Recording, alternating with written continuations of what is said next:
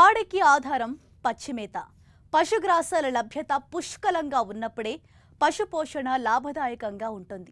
కానీ పచ్చిక బీళ్లు అంతరించిపోతున్న ప్రస్తుత పరిస్థితుల్లో గ్రాసాల కొరత ఈ పరిశ్రమను తీవ్రంగా వెన్నాడుతోంది. ముఖ్యంగా పట్టణాలకు దగ్గరగా ఉన్న డైరీ ఫారాల్లో ఈ సమస్య తీవ్రంగా ఉంది. ఈ నేపథ్యంలో ఓ యువ రైతు పశుపోషణకు అనుబంధంగా పచ్చిగడ్డి పెంపకాన్ని వాణిజ్య సరళిలో పెద్ద ఎత్తున చేపట్టి సత్ఫలితాలు సాధిస్తున్నాడు. కేవలం గడ్డి అమ్మకం ద్వారానే నెలకు 75,000 రూపాయల ఆదాయం ఆర్జిస్తున్నాడంటే అతిశయోక్తి కాదు. పాడికి అనుబంధంగా 60 ఎకరాల్లో బహువార్షిక పశుగ్రాసాల సాగుతో సత్ఫలితాలు సాధిస్తున్న ఈ విశాఖ యువ కెరటం విజయగాథతో మీ ముందుకు వచ్చింది మట్టి మనిషి.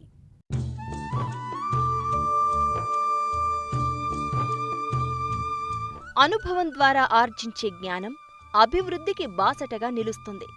నిరాశ నిస్పృహలతో వెనుతిరిగితే భవిష్యత్ అంతా చీకటే కనిపిస్తుంది. సాధించగలను అనే దృఢ సంకల్పం ముందు అపజయాలకు తావులేదు. ఈ యువ రైతు ఆళ్ల అప్పల నాయుడు. విశాఖ జిల్లా కసింకోట మండలం కసింకోట గ్రామానికి చెందిన ఈ యువకుడు 2009వ సంవత్సరం నుంచి పాడి పరిశ్రమ చేయూతతో ఇంతింతై వటుడింతై అన్న చందంగా దూసుకుపోతున్నారు. ఇంతకీ ఈయనకు స్వంత భూమి ఎంత ఉందో తెలుసా? కేవలం 60 ఎకరం. కానీ నెలవారీ నికర ఆదాయం 2 లక్షల పైమాటే. దీనిలో పశుగ్రాసాల అమ్మకం ద్వారానే నెలకు 75,000 ఆదాయం ఆర్జిస్తున్నారు. ఇదెలా సాధ్యం అనుకుంటున్నారా? అనుభవం నేర్పిన పాఠమే ఈయనను ఉన్నత స్థితికి చేర్చింది. పాడి పరిశ్రమ చేపట్టిన తొలినాళ్లలో పశుగ్రాసం కొరతతో ఈయన తీవ్ర ఇబ్బందులు ఎదుర్కొన్నారు. విశాఖ నగరం చుట్టుపక్కల పాడి రైతులది కూడా ఇదే పరిస్థితి. దీంతో మేలుజాతి పశుగ్రాసాలను వాణిజ్య సరళిలో పెంచితే ఎలా ఉంటుంది అనే ఆలోచన ఈయన అభివృద్ధికి పునాదిగా నిలిచింది. 1 కాదు 2 కాదు, ఏకంగా 60 ఎకరాలను లీజుకు తీసుకుని చుట్టుపక్కల రైతుల అవసరాలకు అనుగుణంగా పచ్చిగడ్డి పెంపకం చేపట్టారు. తన డైరీ నుంచి వచ్చే ఎరువును గ్రాసం పెంపకానికి ఉపయోగిస్తూ తక్కువ ఖర్చుతో మంచి ఫలితాలు సాధిస్తున్నారు. రోజుకు 10 టన్నులకు తగ్గకుండా పచ్చిగడ్డిని రైతులకు సప్లై చేస్తున్నారు. 23 ఎకరాల్లో కోంబో నేపియర్, 25 ఎకరాల్లో సూపర్ నేపియర్, మరో 12 ఎకరాల్లో ఏపీబీఎన్ 1 రకాన్ని సాగు చేస్తున్నారు. కసింకోట గ్రామంలో ఎకరం భూమి లీజు 20,000 ఉంది. నీరు ఇంకే స్వభావం ఉన్న భూములను లీజుకు తీసుకుని నిరంతరాయంగా గ్రాసం దిగుబడి వచ్చే విధంగా అప్పలనాయుడు ప్రణాళికాబద్ధంగా సాగులో ముందడుగు వేస్తున్నారు. ప్రస్తుతం సాగు చేస్తున్న రకాల్లో సూపర్ నేపియర్ గ్రాసం మంచి ఫలితాలు అందిస్తోందని రైతు చెప్తున్నారు. నా డైరీ ఫామ్ సంబంధించి నేను మేలుజాతి పశుగ్రాసాలు ఎప్పుడు నిరంతరం పుష్కలంగా ఉండే విధంగా నేను పెంచుకోవడం జరుగుతూ ఉంది. ఈ సూపర్ నేపియర్ అనే వెరైటీ ఈ డైరీ ఫార్మర్స్కి ఏదైతే 10, 20, 30 పాడి పశువులు మేపుతున్న డైరీ ఫార్మర్స్కి ఇది చాలా మంచి వెరైటీగా అందుబాటులోకి రావడం జరిగింది. ఈ విత్తనం సుమారుగా నేను ఇప్పుడు ఒక 25 నుంచి 30 ఎకరాల మధ్యలో ఈ సూపర్ నేపియర్ నేను సాగు చేస్తూ ఉన్నాను. దీంట్లో ఉన్న ప్రత్యేకతలు ఏంటంటే చెరుకు మాదిరిగా కాండం చాలా లావుగా మృదువుగా తీయగా ఉంటుంది. ఇది పశువులు తినడానికి కూడా చాలా ఇష్టంగా తినడానికి ఉంటుంది. ఇది మనం కూడా ఒకవేళ తిని చూసినట్లయితే చెరుకులాగే చాలా తీయగా ఉండడం జరుగుతుంది. ఇది ఎకరానికి 1 సంవత్సరానికి సంబంధించి 200 టన్నుల వరకు అధిక దిగుబడినిచ్చే మేలుజాతి బహువార్షికం. పొడి దుక్కిలో మాత్రం ఎకరానికి 15 ట్రాక్టర్ల పేడ ఎరువు ఏదైతే ఉందో వేసుకొని ఒక ఎన్పీకే ఫెర్టిలైజర్ బ్యాగ్ ఒకటి ఎకరానికి వేసుకొని నాటడం జరిగింది. ఆ సాల్లో మనం ఏం చేసామంటే 10,000 ముచ్చులు యాంటీ క్లాక్ వైజ్ మనం జాగ్రత్తగా దాన్ని ప్లాన్ చేసుకుని ఉండడం వల్ల దుబ్బులు కూడా ఒక దుబ్బుకు తగలకుండా మరొక దుబ్బు ఎదగడానికి అవకాశం ఉండే విధంగా మనం ప్లాన్ చేసుకుని ఉండడం జరిగింది. 6 నెలల వరకు ఇంకా మనం యూరియా తప్ప ఏ ఎరువులు వేయవలసిన అవసరం ఉండదు. నాటిన 60 నుంచి 70 రోజుల్లో మొదట కోత అనేది జరుగుతుంది. మొదట కోతలో సుమారుగా మనకి ఎకరానికి 10 నుండి 15 టన్నుల దిగుబడి నాకు రావడం జరిగింది. ప్రతి 15 రోజులకు ఒకసారి నీరు పెట్టవలసి ఉంటుంది. 60 రోజులు అయిన తర్వాత మనం మొదట కోతకి వచ్చేసరికి ఎకరానికి సుమారుగా 22,000 రూపాయలు అంటే పశువుల ఎరువు అలాగే దుక్కు గెత్తము కనుపులు ఇవన్నీ కలుపుకున్న మనకి 22 నుంచి 25,000 రూపాయలు ఒక కోత వరకు ఖర్చు అవుతా ఉంది ఎకరానికి. మనకి 15 టన్నులు మనకి వచ్చిన అన్ని పోను సుమారుగా ఫస్ట్ కోతలోనే 8 నుంచి 10,000 రూపాయల వరకు ఒక ఆదాయం అనేది మేలుజాతి పశుగ్రాసాలు పెంచడం వల్ల జరుగుతూ ఉంది. ఇది అధిక పొడవుగా ఎదుగుతుంది. దీనివల్ల దిగుబడి కూడా గణనీయంగా పెరగడం జరుగుతుంది. అయితే మనకు దీంట్లో ఖచ్చితంగా చాఫ్ కట్టర్ అనేది ఉపయోగించుకున్నట్లయితే కాండం ఎక్కడ కూడా వేస్టేజ్ అవ్వకుండా మన పశువులు తింటాయి. దీంట్లో హై డైజెస్టిబుల్ కంటెంట్స్ అన్నీ కూడా దీంట్లో ఉంటాయి. ఈ పశుగ్రాసం మేపడం వల్ల నా డైరీ ఫామ్లో ఇక్కడ రిపీట్ బ్రీడింగ్ సమస్య అనేది, తిరిగి పొర్లే సమస్య అనేది ఎక్కడ కూడా లేదు.